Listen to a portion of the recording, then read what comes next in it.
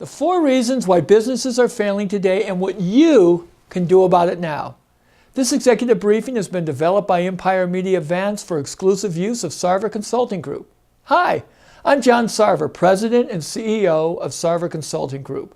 So let's get to that first reason. The global and local economy is breaking down and calling for higher accountability. The truth is that companies are losing money everywhere, and you can usually trace it to top management. In an article written by Forbes last year, 17 of the 30 NBA teams lost money.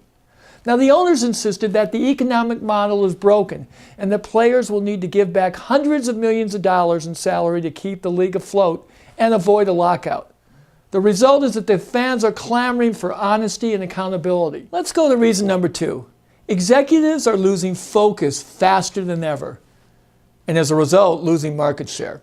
In a white paper written by Matthew Pease for DDI World, he said this: at the heart of the issue is the absence of sufficient opportunity for the executive to focus. Focus is defined here as the in-depth, accurate, and truthful consideration of issues and priorities. These issues may be related to tasks, objectives, people, business, or self.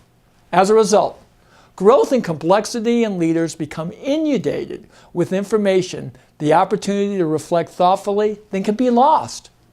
You see, when this lack of opportunity to focus persists over time, a deleterious effect occurs which can cause significant lapse in judgment and performance. Objectives critical to personal and business are often compromised. Now, here's an example of how losing focus can destroy your market share. Glenn Rifkin wrote about this in 2006 in the Boston Magazine, and it's about Polaroid, which at the time was a powerful company, but they started to lose their market share and slide into irrelevance. All the companies believed that their technical smarts would keep the world beating a path to their doors. However, they were wrong, and it's cost them millions. When the $2 billion Polaroid company filed for Chapter 11 bankruptcy protection in October of that year, the company conceded it had run out of time and cash, buried under $1 billion of long-term debt. The plan now, according to the CEO at the time, was to try to return to profitability and do what companies do: sell off all or parts of the company to the highest bidder. Whatever the future holds for Polaroid, the 64-year run as an independent company is over, and that's been proven the last several years. Its iconic brand, badly damaged, perhaps beyond repair. People who fail focus on what they will have to go through. People who succeed focus on what it'll feel like at the end. That's a quote by Tony Robbins. And then John Maxwell said this: to stay focused in life, you can't know everyone, you can't do everything, you can't go everywhere. You have to pick and choose between the good and a little better. So executives need higher accountability to maintain focus and execute their jobs. Reason number 3, executive mismanagement is killing companies. In 2009, in an article written for InShare, it was told that Merrill Lynch executive compensation bonuses were killing the company. In fact, Merrill Lynch admitted that it couldn't pay its bills anymore back in 2009. But just before it ended its final quarter of business, Merrill Lynch gave out $4 billion in executive compensation bonuses. Come again. Say what? You got it. $4 billion in executive bonuses to the team that had just managed its demise. And funnier yet, when Bank of America stepped in with federal bailout money, which was our money, to buy Merrill Lynch, how much did the Bank of America executives know about this bad behavior? Your guess is as good as mine. Poor salespeople and their training and the choices can kill the bottom line of any company.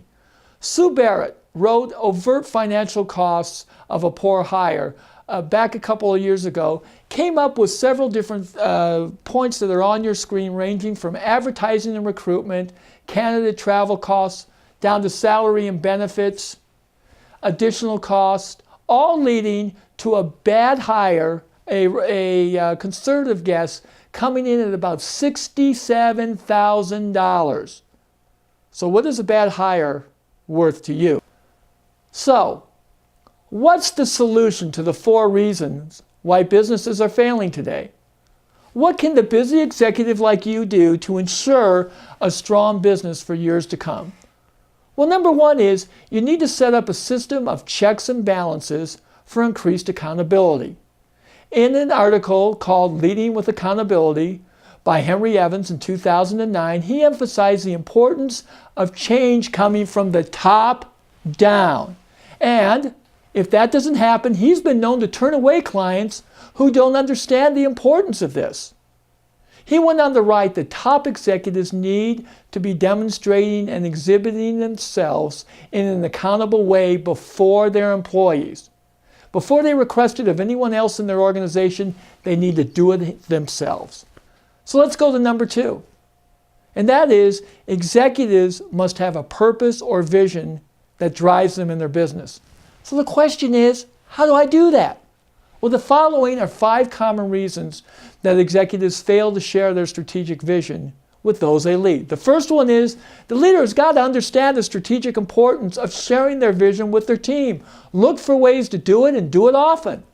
The second one is the executive must understand the need to communicate the vision in different ways. There's always different ways that people learn. Find those ways and teach it often.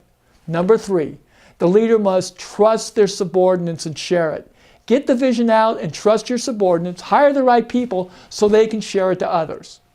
The 4th one is the leader must take the time to share it. Don't ever put it by the wayside. Share it and share it often. Share it repeatedly. Your people will get it. They'll share it with others. And then the leader must share it over and over and over again. That's a summation of what we've been talking about. Look for opportunities to share it in different, exciting, and compelling ways, and go do it.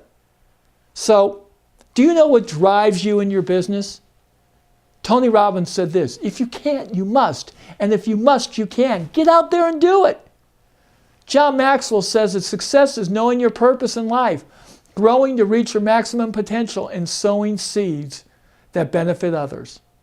Outstanding business coaches always draw you back to your passion. They know what drives you, and they drive you towards it. If your business is just a business, then you're in trouble. Think about that. Let's go to number 3. Executives have to know how to read the numbers, and they need to know the metrics of their company. In a 2011 survey in Las Vegas, 90% of the respondents concluded they didn't know how to read their financial numbers. Keith Cunningham, who you may be interested to know is the rich dad for Robert Kiyosaki, has said, if you don't know your numbers, you don't know your business. So it begs the question, do you know your numbers? Recently, I talked to a business owner in the Midwest who was almost in tears as he admitted he had no idea how to evaluate his financial statement. He had no idea what his numbers were saying. And he had been in business for almost 30 years. Chet Holmes often says the most practical way to grow your business is to know your business. Know it inside and out. Executives have to hire the right sales and marketing people. Chet Holmes says that most people don't know their markets very well. Not only do you need to know your market well, you need a strategy to do so. A great coach has more than ideas and assignments. A great coach has resources to help you get the job done right. A great company will excel in marketing and sales. Did you know that many of the top companies in the world hire salespeople through profile and interview? Some of your best talent has no specific industry experience, but will hit the ball out of the park. You see, a top business coach or consultant is highly trained to help you find the top marketing and sales people in the world. Now, you may not know it, but they are all around you. They may not be in your industry right now, but they can dominate your industry in just a few short months. So find that superstar with the help of a world-class coach and dominate your market now. These educational insights have been brought to you by Sarver Consulting Group. At Sarver Consulting Group, we're experts at setting up a system of checks and balances for increased accountability. We help ensure that leaders know their purpose and execute their vision. We train you how to know the numbers and execute the metrics of your business. And we're going to help you locate superstar salespeople. We're going to help you train and monitor them, and help your profitability explode. Here are some of the things that others are saying. John has been an amazing coach for me. He's taken my business and me personally to a level that I never thought I was able to go to. I didn't even know that I needed to go to that until I met John. He opened my eyes to a totally different way of presenting myself and my company. Really changed the way that we do business. Well, John's been really very, I can only say that he's put everything together for us. He's made us open our eyes to what we can achieve and what we can all accomplish as a team. And with the tools that he's really put in our hands, and the ideas are just flowing and flowing, and it's really just been an amazing process. And I can't say too much about him. He's just an amazing guy and really knows how to effectively work within our team. I know by the way the phone's ringing off the hook right now. We haven't had so many calls in the last year as we have in the last 6 months since really been working with John. It's changed our flow of business. And what more can a person ask for? That's really what we were looking for when we hired John. We're now working at full capacity. We're hiring new employees to allow for growth. He's given us the confidence to really put ourselves at a correct price point. So he's really effectively led us to the right spot where we need to be. I would say the first week that we were with John, the whole team started thinking differently and approaching sales and approaching our customers, and the way that we spoke to each other about our company changed within the first week. John has been instrumental, really. I mean, he has been the conductor to this whole crazy orchestra. He's been really, really fun. He's made the process very much lighter than the depth of it. He's really brought it home for us. He's sharpened our skills as the whole team that we've met through him. And there hasn't been one person or agency that he's steered us towards that we haven't gotten a maximum benefit out of. And we're really starting to feel the grind of what he's taught us. So John, I'm losing beauty sleep over you. It's given us the ammunition to really be out there and be convincing.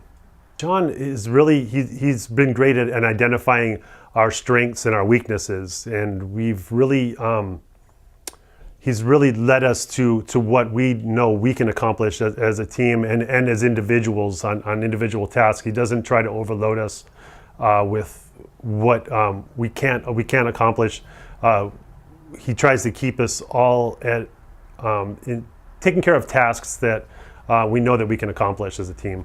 Had we not had John Sarver, we would still be fighting the recession or possible depression of where the rest of the world is. And right now we have a light that really makes that irrelevant.